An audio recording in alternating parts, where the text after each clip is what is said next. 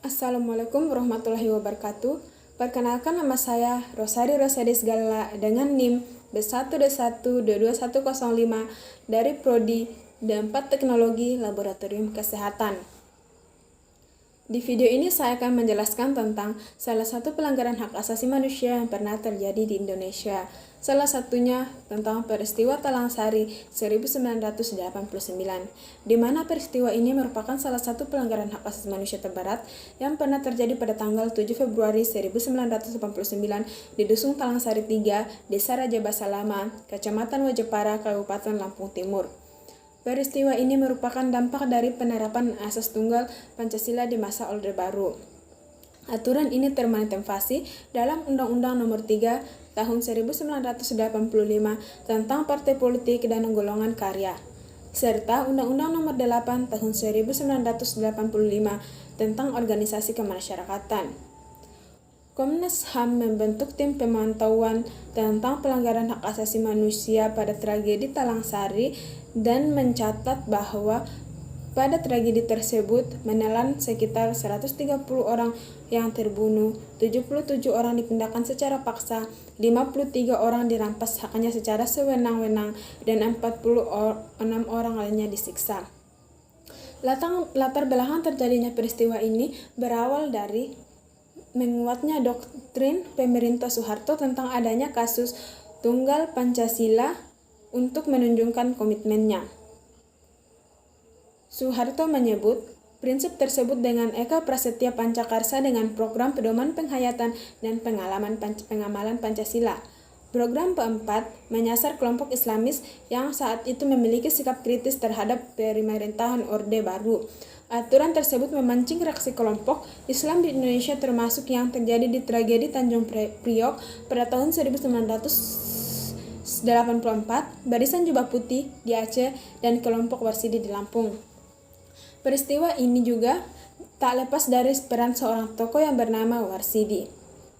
Pada tanggal 1 Februari 1989, ketika Kepala Duku Kang Sari mengirim surat yang ditunjukkan kepada Komandan Koramil, Kapten Soetman, yang menyatakan bahwa di dukunnya ada orang-orang yang melakukan kegiatan mencurigakan, yang disebut sebagai orang-orang itu adalah Warsidi dan kelompok pengajian yang menamakan diri sebagai Komando Muhajidin Fisabilillah, berlokasi di Desa Raja Basa Lama, Kecamatan Wajepara, Lampung Tengah. Oleh karena itu, pada tanggal 6 Februari 1989, pemerintah setempat melakukan musyawarah yang dipimpin oleh Kapten Soetman. Merasa perlu meminta keterangan kepada Warsidi dan pengikutnya, berangkatlah sebuah rombongan dari kantor Camat Wajepara menuju kompleks kediaman Anwar, dipimpin oleh Mai Sinaga memimpin Kepala Staf Kodim Lampung Tengah. Rombongan besar terdiri dari Kapten Soetman, Camat, Kapolsek, Kepala Desa Raja Basa Lama, serta sejumlah anggota Koramil dan Hansipnya. Seluruh anggota tersebut berjumlah 20 orang. Kemudian terjadi kesalahpahaman di antara dua kelompok, antara kelompok Warsidi dengan kelompok Soetman. Kedatangan Kapten Soetman disambut dengan hujan panah dan perlawanan golok. Dalam bentrokan tersebut Kapten Soetman tewas. Tewasnya Kapten Soetman ini membuat Komandan Korim 04 Garuda Hitam Lampung mengambil tindakan terhadap kelompok Warsidi, sehingga pada tanggal 7 Februari 1989, 3 peleton tentara dan sekitar 40 anggota BRIMOB menyerbu ke Cideuk, pusat gerakan, menjelang subuh saat keadaan dikuasai oleh ABRI. Menurut data Komite Solidaritas Mahasiswa Lampung, atas tragedi tersebut dinyatakan bahwa sekitar 246 penduduk sipil tewas dalam pembentrokan tersebut. Kemudian 47 korban dapat diidentifikasi jenazahnya dan 88 lainnya dinyatakan hilang. Jumlah yang sesungguhnya sangatlah misterius. Namun menurut kesaksian korban pelanggaran hak asasi manusia mengatakan bahwa korban berjumlah 300 orang. Ratusan anak buah dan pengikut Warsidi ditangkap. Sampai kini para korban peristiwa Talang Sari masih hidup dalam stigma Gerakan Pengacau Keamanan atau GPK, Komunitas Anti Pemerintah atau Islam PKI.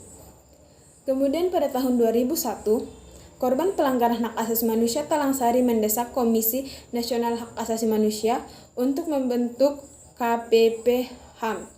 Berdasarkan rekomendasi rapat paripurna tanggal 23 Februari dibentuk tim penyelidikan berdasarkan Undang-Undang Nomor 39 Tahun 1999.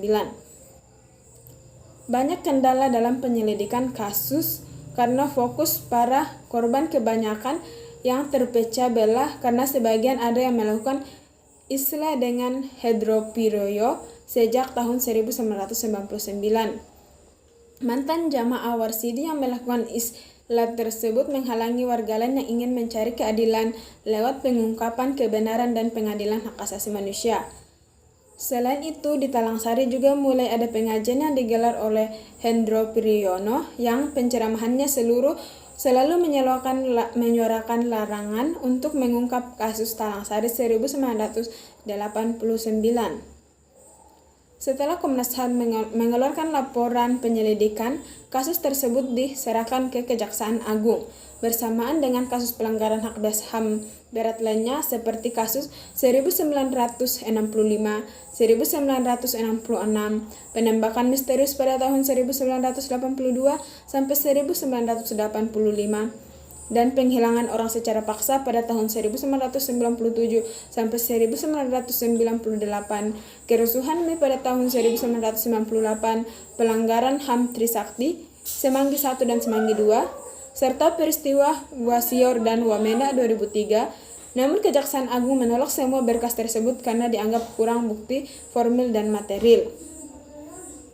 Pada tanggal 20 Februari 2019, terjadi deklarasi damai Talang Sari yang diinisiasi oleh Tim Terpadu Penanganan Pelanggaran Hak Asasi Manusia oleh Kementerian Koordinator Bidang Politik di Desa Raja Basta Lama, Lubuhan Ratu, Lampung Timur, dihadiri oleh anggota DPRD Lampung Timur, Kapolres, dan Kepala Desa Raja Basta Lama.